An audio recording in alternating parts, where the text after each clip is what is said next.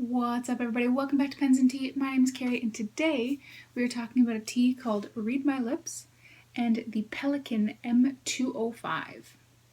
So this tea right here is a black tea from David's Tea.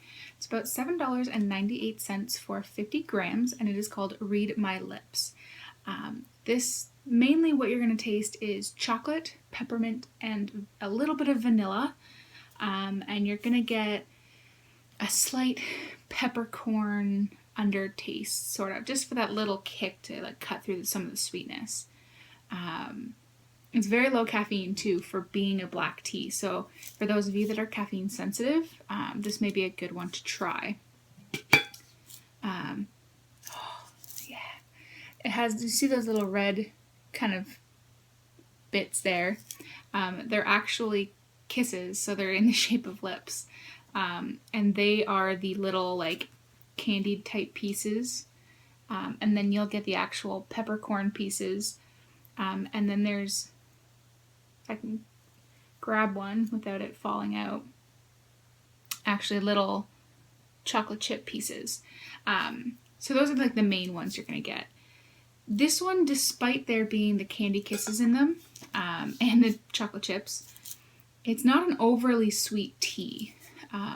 I put a little bit of sugar in mine. I don't need milk with it, but I tend to do that anyways, especially since I've been on a kick of frothing my milk to make like lattes. So I've been kind of doing that lately. So you take about a teaspoon and a bit, steep it for about 4 to 7 minutes. I typically will stay closer to the 4-minute mark on this one than the 7, unless I am going to make it like a latte, then I'll go closer to 7. And basically regular boiling water. You don't really have to temper it too much. So I enjoy this one when I want a very chocolatey type tea, but one that still has a little bit of a spice to it, so it's not like the chocolate cake one that I did a few weeks back. It still has a bit of a bite to it. So with that tea today, I've decided to pair the Pelikan M205. This specific one is the Amethyst. This was the special edition or limited edition one from last year, 2015. The 2016 one just came out about a week ago, so by the time this video actually airs, it'll be probably about 4 weeks ago. So I thought I would give this one a shot, since you'll still have a good while to think about the blue one, if you so choose. I love this pen. For being a plastic pen, the 205 is pretty much the bottom range of the Pelikan Souverain series. This is not a Souverain, but it's one of the cheaper end of the Pelikan pen series. But for being plastic, it feels really well built. It's a piston filler, so that's awesome.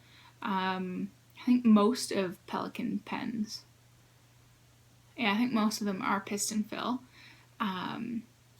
It's very smooth. The threading to screw in the pen feels really, really nice. The actual piston mechanism is one of the smoothest action I've ever had. And I have not had to grease this up myself whatsoever. It's very, very smooth. Like I said, it's a screw cap, push to post very securely. And it fits nicely in my hand. It's not back weighted or anything like that when it's posted. Like I said, I don't post my pens very often, but it fits in my hand unposted as well. And still very well balanced, very comfortable, regardless of posted or not posted.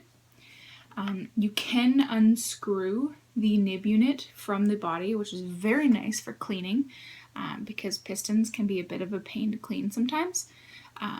But this makes it very easy, so that you can just kind of get like an ink syringe or bulb syringe or whatever you want and just flush the inside of the pen, and it cleans very quickly. And that goes across the board with the Pelikan pens, as far as unscrewing the nib unit, or at least all the ones I've used so far.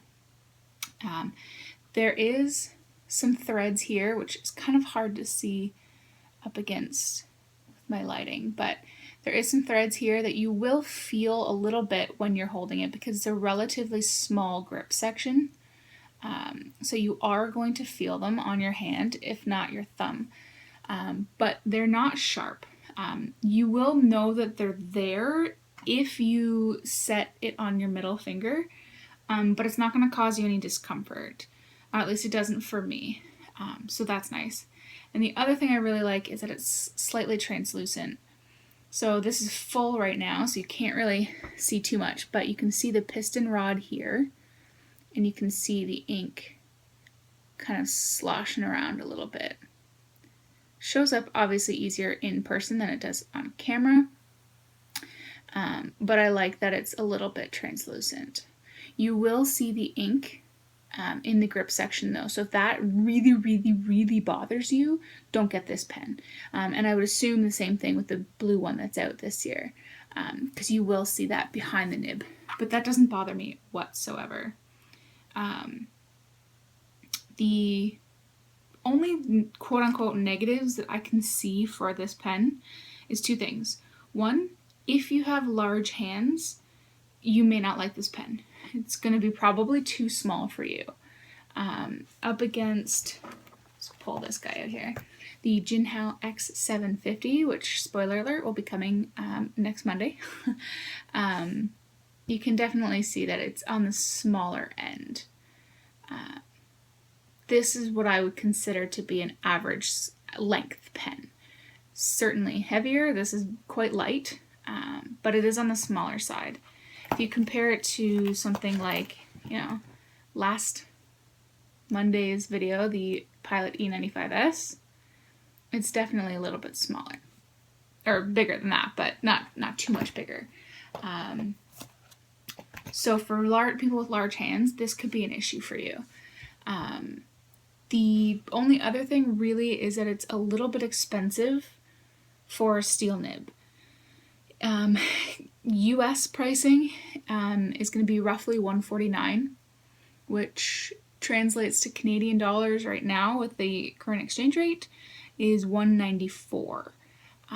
So for a steel nib, that's a little pricey, but you're getting a nicely built pen.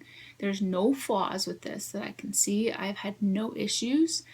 For a steel nib, this is one of the best I've ever used, but it's still a steel nib, so for almost $200, that's a chunk. And what you're paying for really there is the name. Other than that, I really enjoy this pen.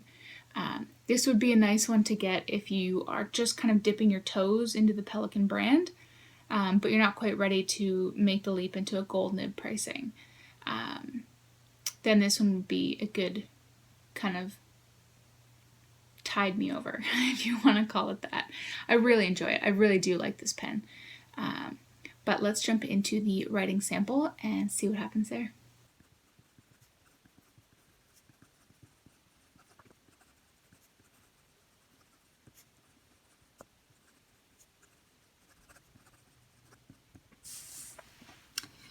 Alright, so this pen I really like. The nib, for being a steel nib, is probably one of the smoothest I've ever used. And it is still a pretty wet writer for being a fine nib. I have two Pelikans. This one here, the M205, and the M600, which actually was my very first review that I posted. So if you want to go check that one out, it is live. And I'll try and put it up in the iCard as well. They're both really wet, and that is super cool. You're going to actually be able to get a decent line variation. Let me try and get my hand out of the way. Especially considering it's a steel nib. Reverse, you can squeeze out some, but it's really scratchy, so I wouldn't recommend doing that. But need be, if you need to sign your name quickly or something, you definitely can.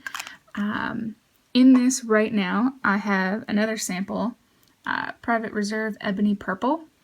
I'm not a huge fan of this ink. You can see here it definitely tends to stick to things.